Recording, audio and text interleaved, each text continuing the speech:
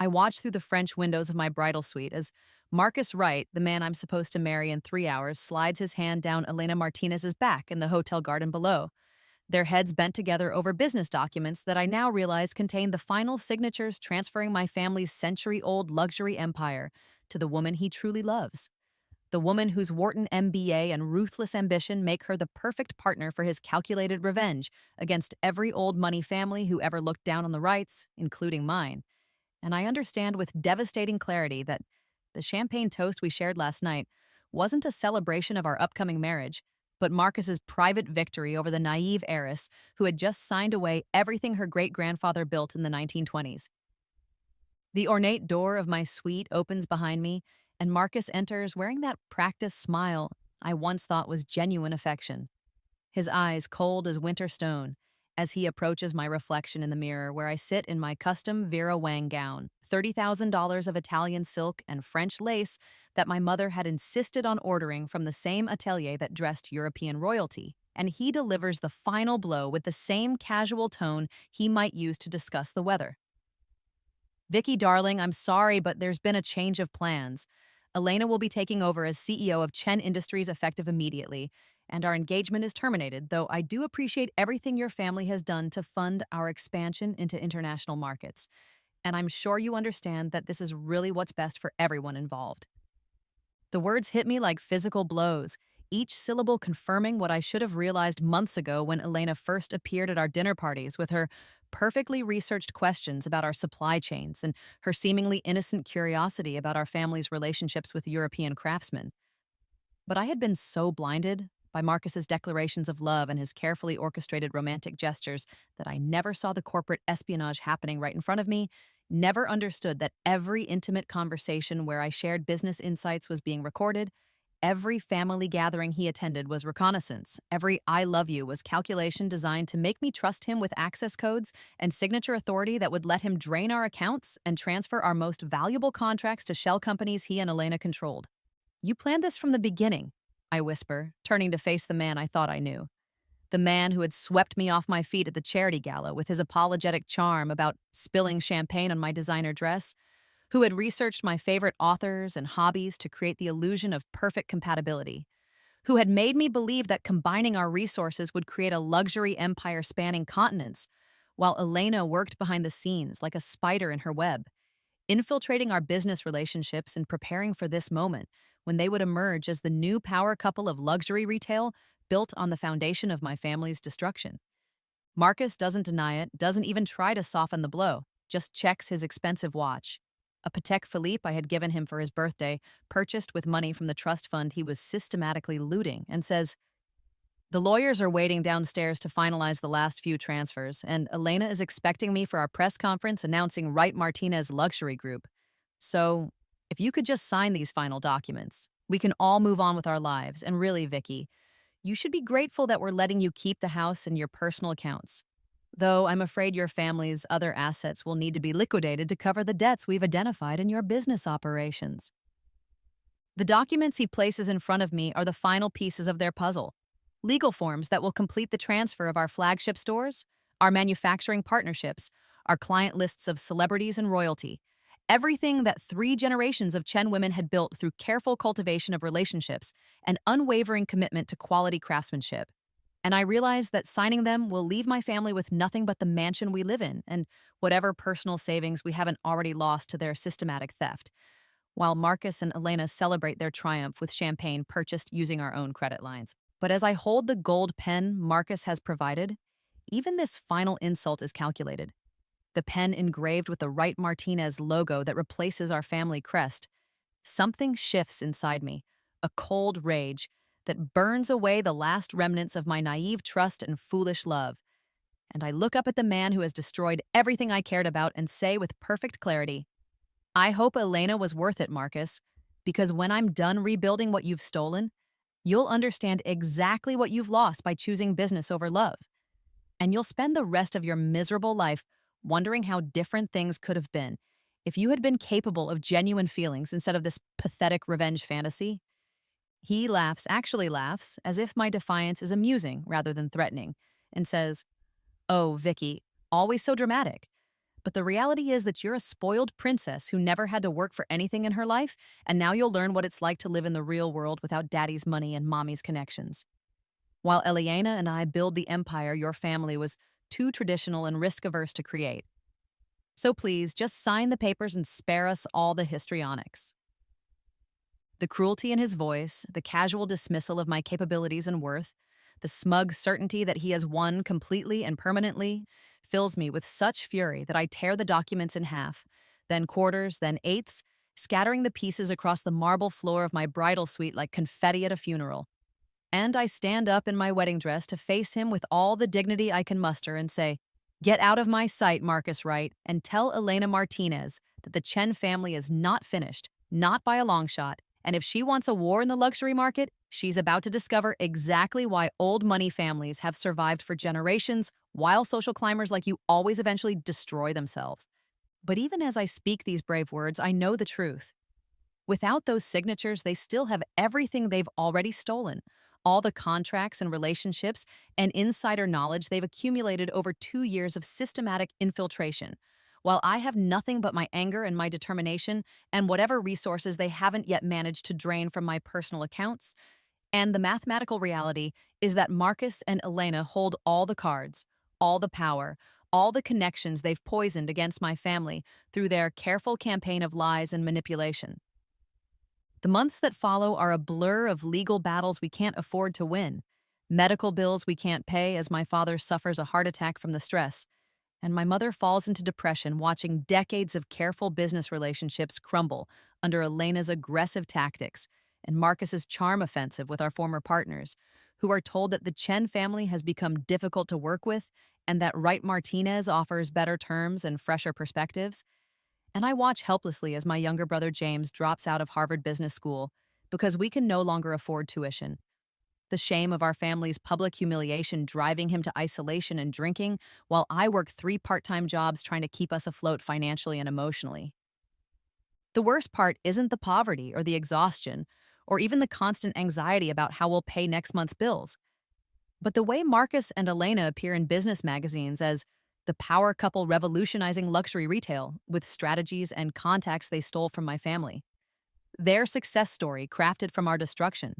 Their innovations built on our foundations, their empire rising from the ashes of everything my great-grandmother and mother had sacrificed to create, as if the Chen family legacy was nothing more than raw material for their ambitions. The final humiliation comes on a rainy Thursday evening as I walk home from my third job as a night shift data entry clerk, my designer heels worn thin, and my once perfect manicure chipped and neglected. When I see the newspaper headline at a street corner stand, Wright Martinez Empire expands to Asia, power couple credits, learning from traditional luxury families for success, alongside a photo of Marcus and Elena cutting the ribbon at their new Shanghai flagship store, the same location where my great-grandfather had first established Chen Industries in the 1920s, the same building where my grandmother had survived the Japanese occupation by hiding our most precious designs in the walls,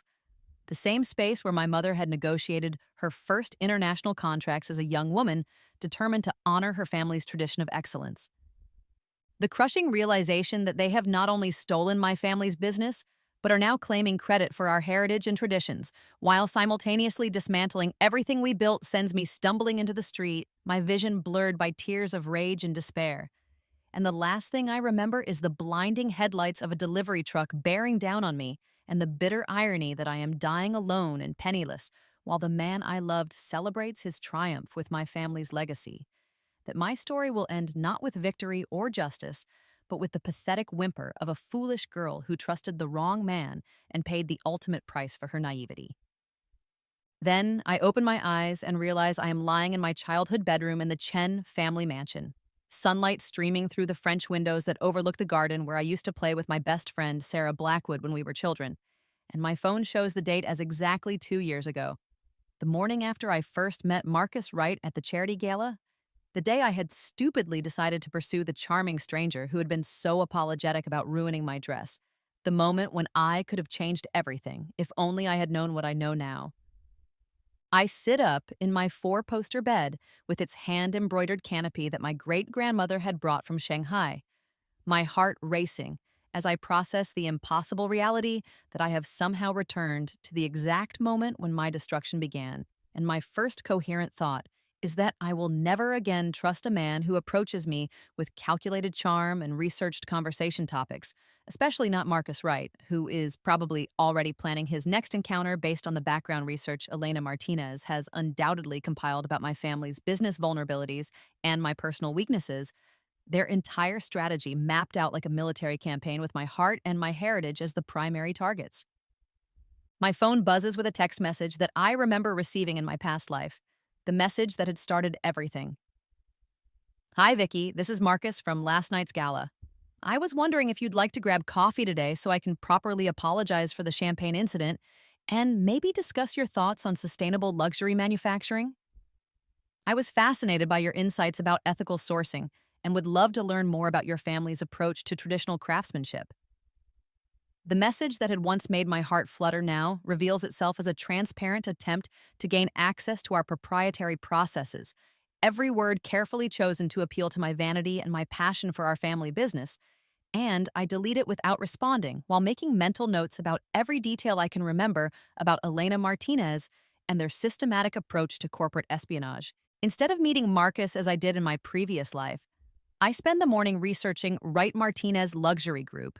which doesn't exist yet but will be incorporated in 6 months if I allow their timeline to proceed unchanged. And I discovered that Elena Martinez is currently working as a junior analyst at Morrison Strategic Consulting, a firm that specializes in hostile takeovers and corporate restructuring, while Marcus has been systematically approaching heiresses from established luxury families across the country, suggesting that my family was not his first target, but simply the most successful conquest in a broader pattern of romantic fraud, designed to infiltrate and destroy old money enterprises that his family blamed for their own business failures. The more I research, the clearer their strategy becomes. Marcus provides the charm and romantic manipulation to gain access to family resources and inside information, while Elena handles the technical aspects of corporate espionage and legal maneuvering. Their partnership perfectly balanced between emotional manipulation and business expertise, and I realize that preventing my own destruction will require not just avoiding Marcus's romantic trap, but actively disrupting their entire operation before they can target another unsuspecting family. My first call is to Alexander Blackwood, my childhood neighbor, who had tried unsuccessfully to warn me about Marcus in my past life. And when he answers with that familiar warmth that I had taken for granted during my infatuation with Marcus's more dramatic passion, I realize that Alex has always seen my potential for independent success, unlike Marcus, who only saw my family's resources as tools for his own advancement, and his genuine concern about my emotional state. Apparently, I sound different, more focused and determined than he's ever heard me. Gives me the confidence to trust him with my impossible situation. Alex, I need your help with something, and I need you to trust me even if it sounds strange. I tell him as we meet for lunch at the university club where our families have been members for 3 generations, the same private dining room where my grandmother had negotiated some of her most important business deals, and I watch his expression shift from casual friendship to intense attention as I explain that I want to start my own technology company focusing on luxury e-commerce platforms, a field that none of our traditional competitors understand, but which will revolutionize how wealthy consumers discover and purchase high-end goods. Alex doesn't question my sudden interest in technology or my detailed knowledge of emerging market trends that I shouldn't technically understand yet, but instead leans forward with the kind of genuine enthusiasm that Marcus had always faked, asking thoughtful questions about my vision and offering to connect me with venture capital contacts and tech innovators in his network. And I realize that his support comes without strings attached. He doesn't want to control my company or claim credit for my ideas, but simply wants to see me succeed on my own terms, which is more attractive than any romantic gesture Marcus ever made. I've always known you were brilliant, Vicky, Alex says as we review my hastily written business plan. But I never understood why you seemed content to just inherit your family's company instead of building something entirely your own. And now I see that you were just waiting for the right inspiration, and I want to help you make this happen however I can, whether that's through financial backing or business connections, or just being someone you can bounce ideas off when you're working late and need a fresh perspective. His words hit me with unexpected force because in my previous life I had never heard him speak with such admiration for my capabilities. Too focused on Marcus's more dramatic declarations to notice Alex's quiet confidence in my potential. And I realized that my rebirth has given me not just the chance to avoid destruction, but the opportunity to discover relationships and possibilities that I had been too blind to see the first time around. I also reach out to Sarah Blackwood, Alex's sister and my former best friend, who had become distant during my relationship with Marcus because she instinctively disliked him. And when I apologized for choosing a manipulative boyfriend over our friendship, she immediately brightens and offers to help with the social media and marketing aspects of my new venture, having recently completed a digital marketing degree that she's been eager to put to practical use, but hadn't found the right opportunity until now. I knew there was something off about Marcus, Sarah confides as we work together in my family's home office, designing the initial website and social media presence for what will become Victory Tech. The way he always seemed to be performing instead of just being himself, and how he asked such specific questions about your family's business operations, like he was gathering intelligence rather than showing genuine interest. But you seemed so happy that I didn't want to interfere, and I've always regretted not speaking up more forcefully about my concerns. Her honesty and loyalty, qualities I had dismissed as jealousy in my previous life, now feel like precious gifts that I had been too foolish to appreciate, and I make a mental note to never again let romantic infatuation blind me to the genuine care and wisdom of my real friends. The people who want me to succeed without expecting anything in return except the satisfaction of seeing someone they love achieve their dreams. Within 2 weeks of my rebirth, I have assembled a core team and established Victory Tech as a luxury e-commerce platform that will eventually expand into artificial intelligence for personalized shopping experiences, supply chain optimization for ethical manufacturing, and virtual reality showrooms that allow customers to experience products before purchasing. Innovations that I remember from my previous life's later years, but which are still revolutionary concepts in the current market, giving me an incredible advantage over competitors who are still thinking in terms of traditional retail models.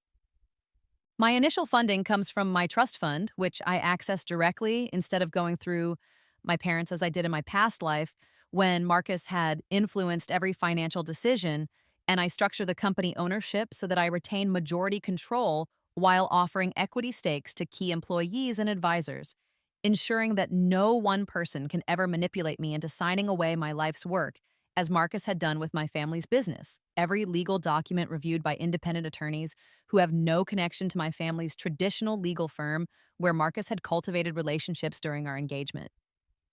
The first major decision is hiring Emma Watson, not the actress, but a brilliant Chinese-American software engineer who I remember reading about in tech magazines during my previous life's darkest period. As my chief technology officer, offering her double her current salary at Google Plus equity and the opportunity to build something revolutionary from the ground up. And when she accepts enthusiastically after our video interview, I realize that my memory of future trends gives me an incredible advantage in recruiting top talent before my competitors recognize their value. I've been waiting for an opportunity like this, Emma tells me during our first strategy meeting, her excitement palpable as she reviews my detailed specifications for the AI personalization engine that will become Victory Tech's signature feature. Working at Google is prestigious, but it's also limiting because you're just one small part of a massive machine. Whereas here, I can build something from scratch and really push the boundaries of what's possible in luxury retail technology. Plus, your vision for ethical sourcing and artisan partnerships aligns perfectly with my own values about using technology to empower traditional craftspeople rather than replacing them. Her technical expertise combined with her genuine passion for our mission gives me confidence that Victory Tech will be more than just a business venture. It will be a platform for preserving and celebrating traditional craftsmanship while making it accessible to a global market of consumers who value authenticity and quality over mass-produced alternatives. Exactly the opposite of Marcus and Elena's approach of cutting costs and maximizing profits at the expense of artisan communities and product integrity. My second strategic move is establishing partnerships with small luxury artisans and manufacturers who are struggling to reach international markets. offering them fair contracts and prominent placement on our platform in exchange for exclusive product lines, which creates a supply chain that bypasses the traditional luxury conglomerates and gives us unique inventory that can't be replicated by competitors like the future Wright Martinez empire, assuming I allow it to exist at all. The first partnership is with the Benedetti family in Florence, master leatherworkers whose great-grandfather had supplied my great-grandmother with handbags and luggage in the 1930s, but who had struggled to find reliable international distributors after the economic downturn. And when I offer them guaranteed orders and fair payment terms in exchange for exclusive designs that can't be found anywhere else, Giuseppe Benedetti actually tears up during our video call, saying that his family had almost given up hope of continuing their traditional methods in the face of competition from mass-produced alternatives. "Signorina Chen," he says in his careful English, "your great-grandmother was like family to us. She understood that true luxury comes from the hands and heart of the craftsman, not from marketing campaigns and celebrity endorsements. And we are honored to continue that relationship with you, to know that our work will be appreciated by customers who understand the difference between authentic craftsmanship and factory imitations." His words remind me of everything I had lost in my previous life. Not just the business relationships, but the human connections that had made our family company more than just a commercial enterprise. And I vow that Victory Tech will honor those traditions while using modern technology to share them with a wider audience than my great-grandmother could ever have imagined. Alex proves invaluable in these negotiations, using his family's financial connections to provide credibility and backing, but always making it clear that the vision and leadership come from me, and I find myself appreciating his quiet confidence and genuine respect for my abilities in ways that make my previous infatuation with Marcus's flashy charm seem embarrassingly shallow, like comparing fine wine to sugary cocktails. One provides immediate gratification, while the other offers depth and complexity that improve with time and attention. The most satisfying moment comes when Marcus finally calls, 3 weeks after I ignored his initial text message, sounding frustrated and confused as he asks why I'm avoiding him and whether he did something to offend me at the charity gala. His carefully rehearsed charm slightly strained by the disruption to his timeline, and I realize that my lack of response has forced him to reveal more desperation than he intended, which means Elena Martinez is probably pressuring him to accelerate his approach or find a different target. "I'm sorry, Marcus, but I've been incredibly busy with a new business venture," I tell him with polite disinterest. "And I really don't have time for coffee dates or romantic entanglements right now. Perhaps you should focus your attention on someone who has more availability for social activities." And I hang up before he can respond, knowing that this conversation will send him scrambling back to Elena for strategy adjustments that will only make their eventual approach more desperate and obvious. The real test comes a month later when Marcus shows up at my family's annual charity fundraiser, clearly having researched the guest list and prepared a new approach. But instead of the naive heiress he had manipulated before, he finds me surrounded by tech industry leaders and venture capital investors who are eager to discuss Victory Tech's revolutionary approach to luxury retail. And I watch his confidence falter as he realizes that I am no longer the accessible target he had planned to pursue. "Vicky, you look absolutely radiant," he says with that practiced smile. But I can see the calculation behind his eyes as he tries to process this new version of me. "I heard you're starting some kind of technology company. How exciting. Though I have to admit, I'm surprised that someone from your background would want to get involved in such a competitive and technical field." His condescension is so transparent that several of my companions exchange glances, and Emma Watson, who had been discussing our AI development timeline, actually laughs out loud and says, "I think you might be underestimating Vicky's capabilities. She's one of the most technically sophisticated entrepreneurs I've ever worked with, and her vision for combining traditional craftsmanship with cutting-edge technology is absolutely revolutionary. The support from my team, the respect from industry leaders, the genuine excitement about our mission, all of it creates a protective barrier around me that Marcus's charm can't penetrate. And I realize that my rebirth has given me something more valuable than just knowledge of his betrayal. It has given me the confidence to build relationships based on mutual respect and shared goals, rather than romantic manipulation and emotional dependence." By the 6-month mark, Victory Tech has grown from a startup idea to a legitimate threat to established luxury retailers, with our AI-powered personalization engine attracting celebrity clients who appreciate the privacy and exclusivity of our virtual shopping experiences, and our ethical manufacturing partnerships earning recognition from sustainable fashion advocates who had previously criticized the luxury industry's environmental practices, creating exactly the kind of positive publicity that money can't buy, but which authentic values and innovative practices generate naturally. The breakthrough moment comes when we secure an exclusive partnership with a consortium of Italian leather craftsmen who had been struggling since the economic downturn, offering them guaranteed orders and fair payment terms in exchange for exclusive designs that can't be found anywhere else. And within weeks, our Heritage Collection becomes the most sought-after luxury leather goods line in North America and Europe, with waiting lists that extend months into the future and profit margins that exceed even my most optimistic projections. Emma's technological innovations prove even more revolutionary than I had hoped, with our virtual reality showrooms allowing customers to examine products in detail that surpasses physical shopping experiences. Our supply chain transparency features, letting buyers trace their purchases from raw materials to finished products, appealing to younger luxury consumers who value authenticity and ethical sourcing over traditional brand prestige, and our AI recommendation system creating personalized shopping experiences that feel more like having a knowledgeable friend than interacting with a commercial website. The financial success exceeds even my most optimistic projections from my previous life's knowledge, with quarterly revenues reaching 8 figures and venture capital firms offering valuations that would make Victory Tech one of the most valuable privately held luxury companies in the world. But more satisfying than the money is the recognition from industry leaders who praise our innovation and vision, rather than simply trying to acquire our resources. And the knowledge that every dollar of profit represents jobs preserved for traditional craftspeople and authentic products delivered to customers who appreciate quality over quantity. Alex continues to be my closest advisor and friend, never pushing for romantic involvement but always available when I need counsel or support. And I find myself noticing the way he lights up when discussing business strategy, the genuine pride he takes in my accomplishments, and the comfortable silence we share during late-night planning sessions, all of which feel more substantial and real than the passionate intensity I once shared with Marcus, like the difference between a steady flame that provides warmth and light versus a flashy firework that burns bright and then disappears.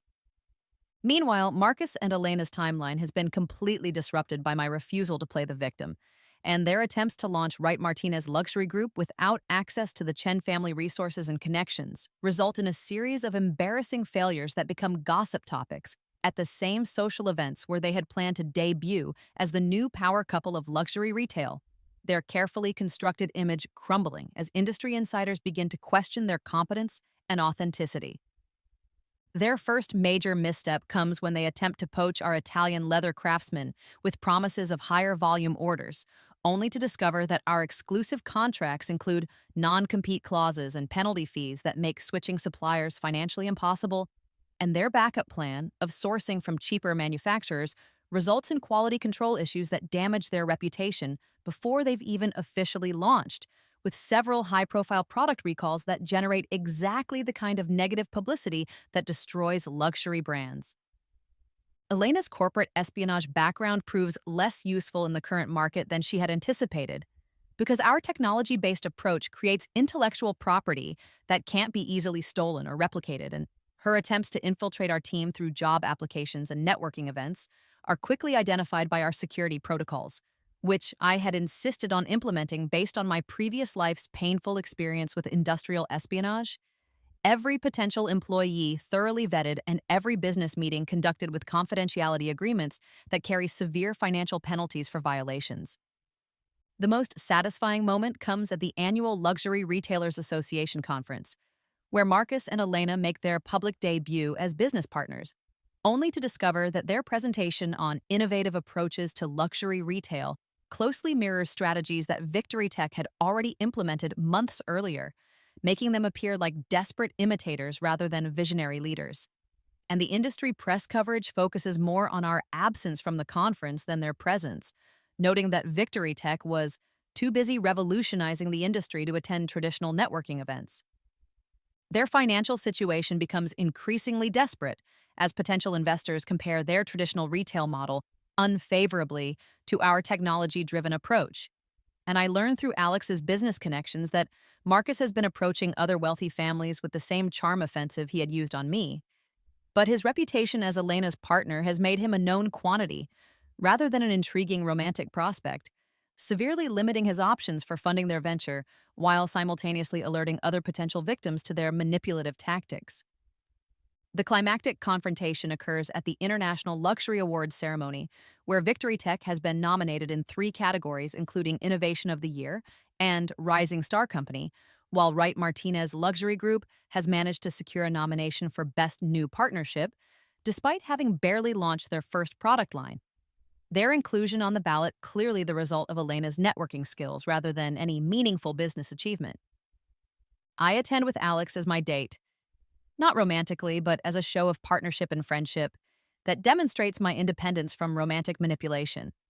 Wearing a stunning custom gown created by one of our exclusive artisan partners, a hand-beaded creation that took 3 months to complete, and serves as a walking advertisement for our commitment to supporting traditional craftsmanship through modern business practices. Every thread and sequin representing the kind of authentic luxury that mass production can never replicate. Marcus and Elena arrive separately, clearly having had some kind of argument beforehand, and I can see the desperation in Marcus's eyes as he realizes that his former target is now completely beyond his reach, not just financially, but socially and emotionally. Surrounded by genuine friends and business partners who respect my intelligence and capabilities rather than trying to exploit my resources, and his attempts to approach me during the cocktail reception are smoothly intercepted by my security team and loyal friends who understand exactly what kind of threat he represents. The awards ceremony becomes a public relations disaster for Wright Martinez when Elena attempts to give an acceptance speech for their partnership award that includes veiled criticisms of established luxury families who resist innovation, only to have her comments backfire spectacularly when the audience realizes she's essentially attacking the very industry she's trying to join. And several prominent luxury executives walk out during her remarks, their displeasure creating the kind of social media buzz that can destroy a company's reputation overnight. Marcus's attempt to approach me during the reception is intercepted by Alex, who doesn't need to be asked to run interference, and their brief conversation, which I can observe from across the room, clearly involves Alex making it clear that I'm not interested in rekindling any connection with Marcus, and that any further attempts at contact will be considered harassment and handled accordingly. His quiet authority and protective instincts more attractive than any grand romantic gesture could ever be.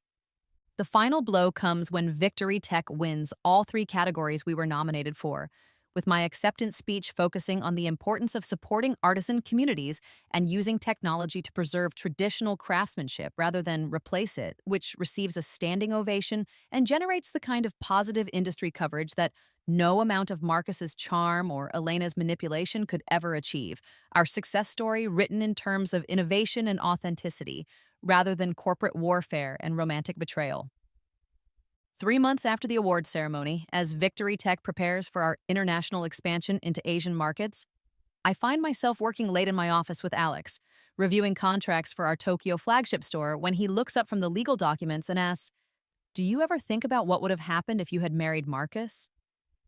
And I realize that this is the first time either of us has directly acknowledged the alternative timeline that brought us together as true partners, rather than just childhood friends who had drifted apart during my period of romantic blindness.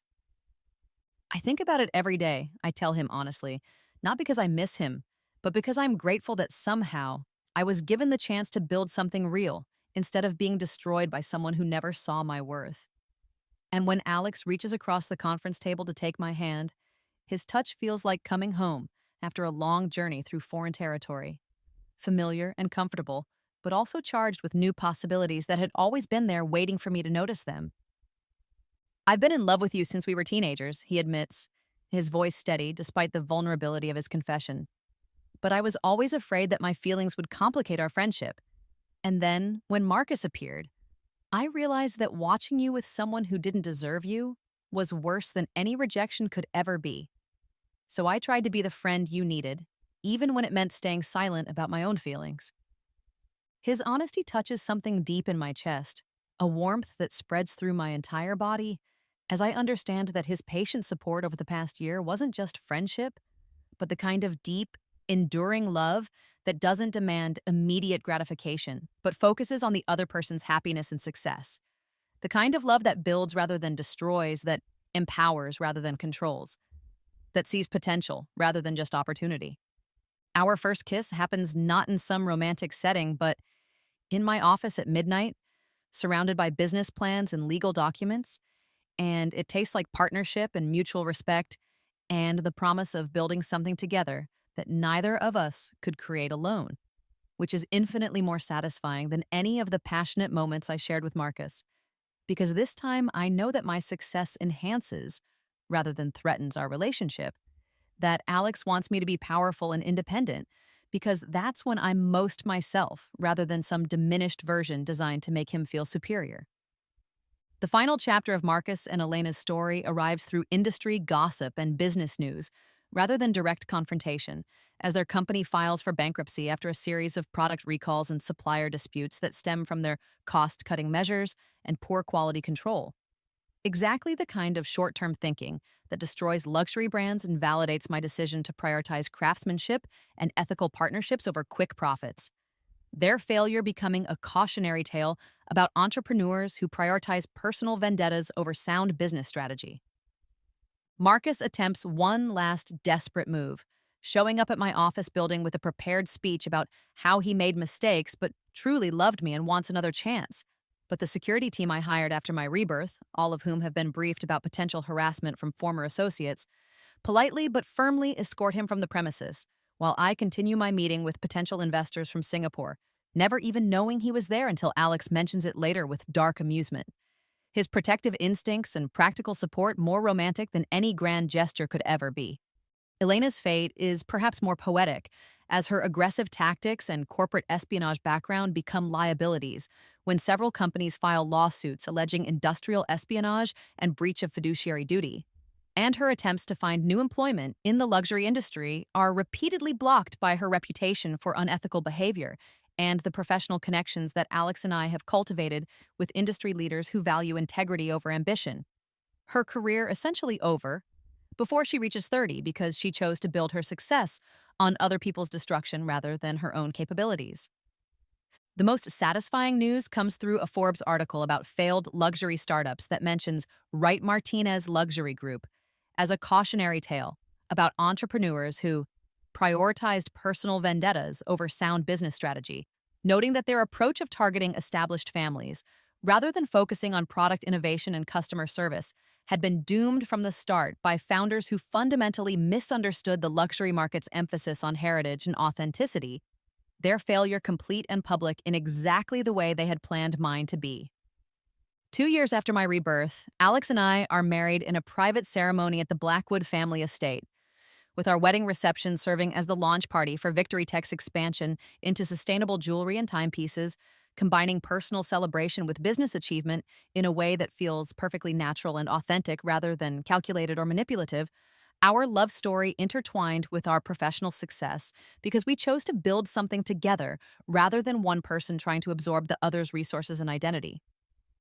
My parents, who have recovered both financially and emotionally thanks to Victory Tech's success and my restored relationship with them, serve as co-hosts alongside Alex's family, and the guest list includes the artisan partners, employees, and industry leaders who have become genuine friends rather than strategic connections,